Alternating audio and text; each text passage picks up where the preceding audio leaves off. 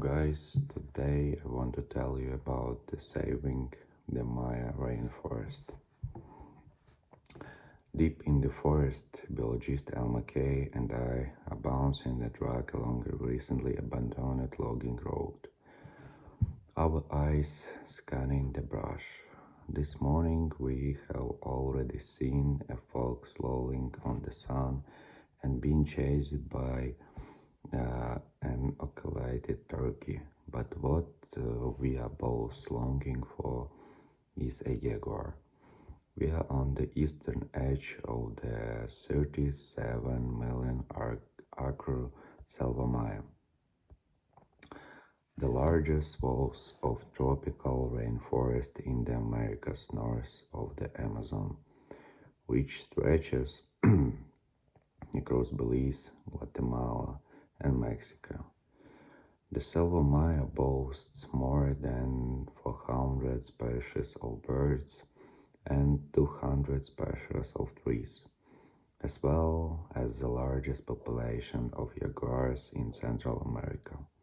Still, in the 20 plus years that Kai, a stalwart of the Belize conservation scene, has been visiting this mecca of biodiversity. She has encountered the elusive cat just 4 times, but we have been hearing reports of sightings in the local area. In the Belize Maya forest, a team led by Virginia Tech wildlife sciences prof. Marcella Kelly is studying one of the first top predators, the jaguar, with project's leader David Hugo and graduate student Debbie McPhail. She's using camera traps to understand the movements of these big cats. Biologist Al McKay has long had a hand in environmental protection in Belize. In 2010, she founded the University of Belize Environmental Research Institute to train the next generation of natural resource managers. Now she is the managing director of the Belize Maya Forest Trust. You can guarantee jaguars, Kay says in her lyrical accent as we set off earlier this morning. But if you spend a week here, your chances are very high. It is Julie and the Nature Conservancy and its partners recently closed a $76.5 million deal to protect 236,000 acres of rainforest here, known as the Belize Maya Forest. Together with the neighboring Rio Bravo Conservation and Management Area, which TNC helped establish in 1988. The forest will ensure an 11 million acre network of protected land that spans an area roughly the size of Vermont and New Hampshire combined, amounting to almost a third of the entire Selva Maya. Wildlife scientist Marcella Kelly is a professor at Virginia Tech. She monitors jaguars' population with camera traps in the Selva Maya, which has the largest population of jaguars in Central America. Yet the predators are rarely seen. With the most recent deal, Belizeans have boosted their total protected land area to nearly 40%. Tropical forests serve as valuable carbon reserves, potentially representing up to a quarter of a climate mitigation needed globally by 2030 under the Paris Agreement. At a local level, this forest contains three major watersheds, supplying the country with about a third of its drinking water and a quarter of its water for irrigation. Hay has long had a hand in environmental protection in Belize. In 2010, she so founded the University of Belize Environmental Research Institute to train the next generation of natural resource managers. Now she will lead the newly created Belize Maya Forest Trust, which will manage this massive new protected area. The Selva Maya is the largest swath of tropical rainforest in the Americas north of the Amazon, stretching across Belize, Guatemala, and Mexico. It's home to more than 200 species of trees, via this cat-eyed snake, diverse red-eyed tree frog. TNC has a 30-year history of working in Belize to make sure there is a balance between people and the environment, says Julia Robinson, director of TNC's Belize program. Efforts have focused on building the capacity of local groups to sustainably manage their resources. Suddenly, it happens. Watching the road ahead of us, I'm the first one to see it, the neck. Even in broad daylight, the spots are not the first thing you notice on a jaguar. It's that neck, thick as a wrestler's. I stop the truck. The stout predator stands there broadside to us, glaring. The creature then turns and saunters down the road. I ease off the breakers and let the truck roll forward, hoping for a closer look. The jaguar crans its head around for one last stare down before vanishing into the trees. Even as we lose sight of the big cat, we know something important is happening in the forest here. Trinidad wildlife. Forests in Belize were being lost at the rate of nearly 1% per year. Illegal logging, ranching, and farming was occurring even inside the country's network of protected areas. This was threatening wildlife like pumas. Only a few years ago, it seemed likely that this remarkable place would be destroyed.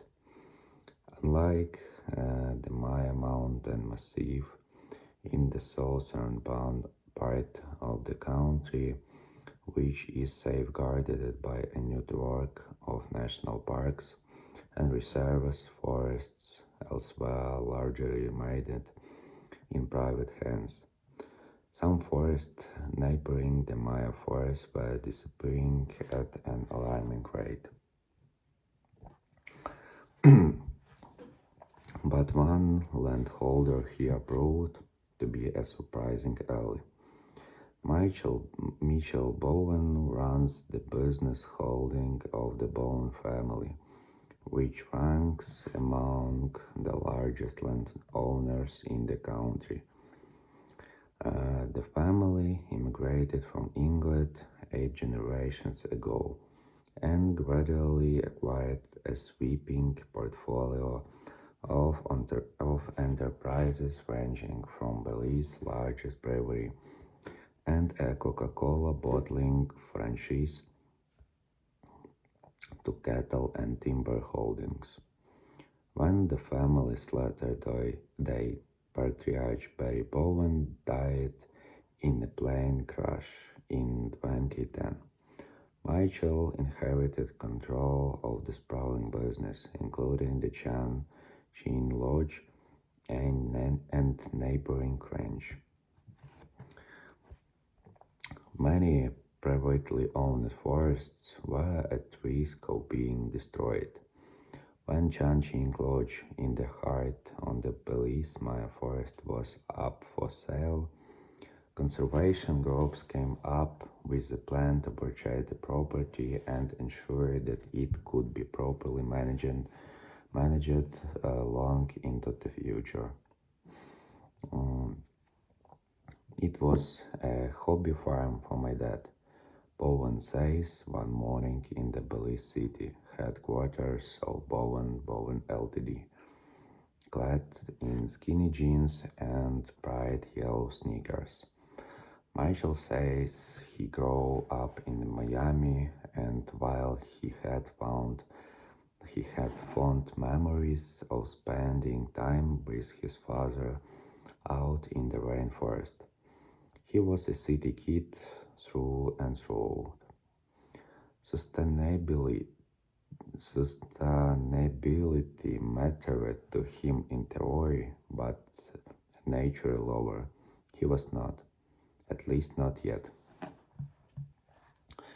After taking the helm as CEO, the business-minded son was forced to make some hard decisions to streamline the company and keep all its pieces together. Reluctantly, he decided to sell off most of its landholdings, but he kept the plot called Galoon Jug, on which the Chanchin Lodge sits, in the heart of the Belize Maya forest.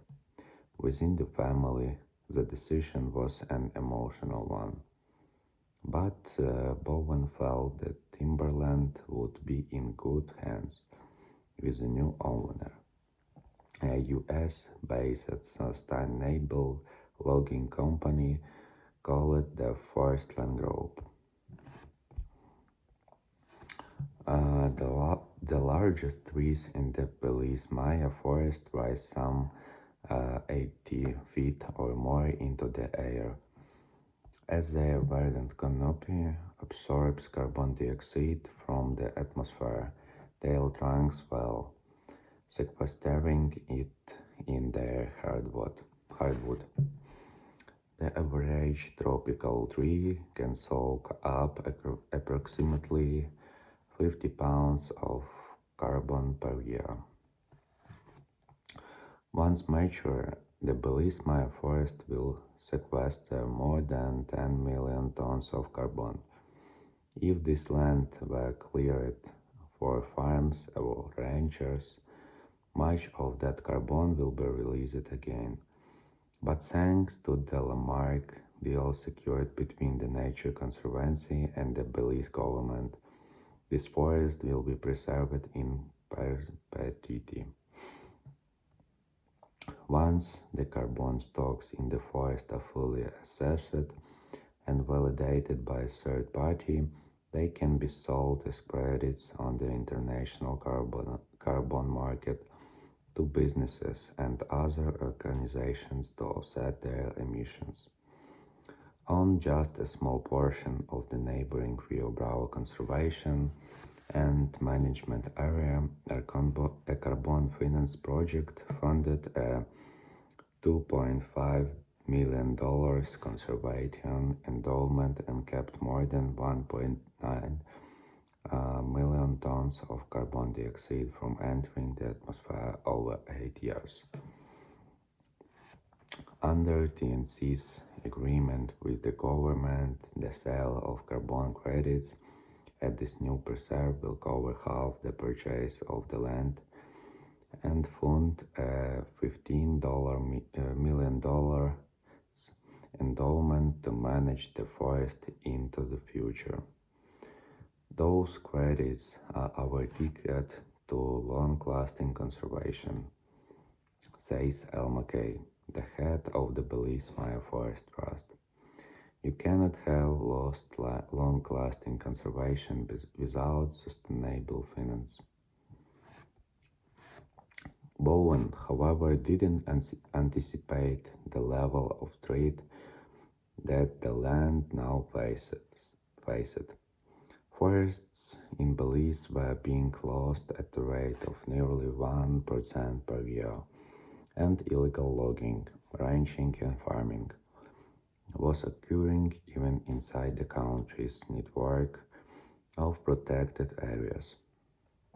And while the Forest Land Group has been had been a responsible steward of the forests on its land, it put the property up for sale again 8 years after purchasing it.